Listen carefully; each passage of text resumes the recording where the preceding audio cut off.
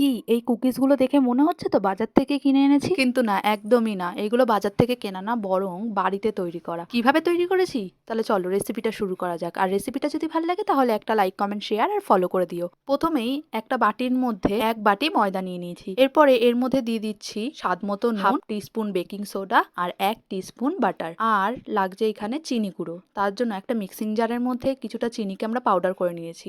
এখানে যে যেরকম তোমরা মিষ্টি খাবে সেই অনুযায়ী কিন্তু চিনিটা অ্যাড করবে। চিনির পাউডারটাকে দিয়ে এটাকে ভালো করে এর সঙ্গে মিক্সড করে নেব।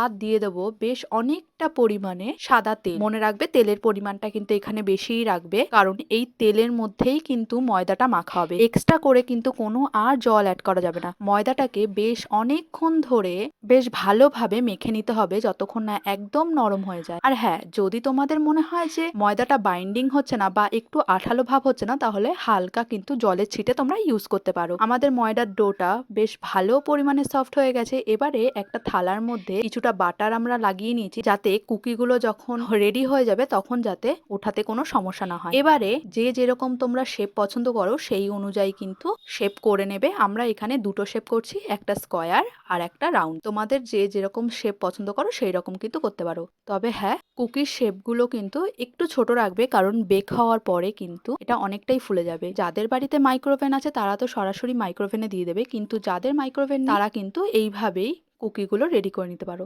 দেখো আমাদের সবকটা কুকিগুলোকেই কিন্তু এরকম রেডি হয়ে গেছে। এবারে এর মধ্যে আমরা দিয়ে দিচ্ছি কাজুর টুকরো। তোমরা এখানে যে কোনো বাদাম ইউজ করতে পারো, আবার তোমরা চাইলে বাদামটা নাও ইউজ করতে পারো। কুকিগুলোকে বেক করার জন্য দেখো আমরা একটা ননস্টিক প্যানের মধ্যে কিছুটা নুন দিয়ে দিয়েছি এবং এটাকে গরম করে নিয়েছি। নুনটা একটু গরম হয়ে গেলে এর মধ্যে বসিয়ে দিচ্ছি কুকিগুলোকে আর ঢেকে দেবো প্রায় 25 থেকে 30 মিনিটের মতো। দেখো আমাদের 25 থেকে 30 মিনিট হয়ে গেছে। আমরা একটা টুথপিক দিয়ে চেক করে নিচ্ছি যে এই কুকিগুলো হয়েছে নাকি। আর দেখতেই পেলে টুথপিকটা একদম নিট অ্যান্ড ক্লিন ভাবে উঠে এসছে, তার মানেই বুঝতে হবে যে আমাদের কুকিটা একদম রেডি। দেখো তোমাদের সঙ্গে কথা বলতে বলতে আমরা আরো একটা শেপের কুকি রেডি করে নিয়েছি, সেটাকেও কিন্তু আমরা বসিয়ে দিয়েছি।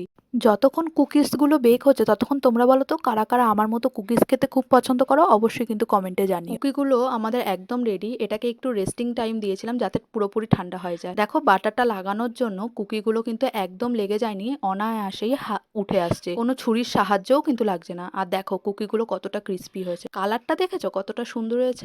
এরকম কুকি থাকলে কিন্তু চায়ের সাথে জাস্ট জমে যাবে। তাহলে বলো আজকে আমার এই কুকিজের রেসিপিটা তোমাদের কেমন লাগলো? ভাল লাগলে একটা লাইক, কমেন্ট, শেয়ার আর ফলো করে দিও। আর এইভাবে যদি ট্রাই করে থাকো অবশ্যই কমেন্টে জানিও। তাহলে দেখা হবে অন্য একটা ভিডিওতে। টাটা।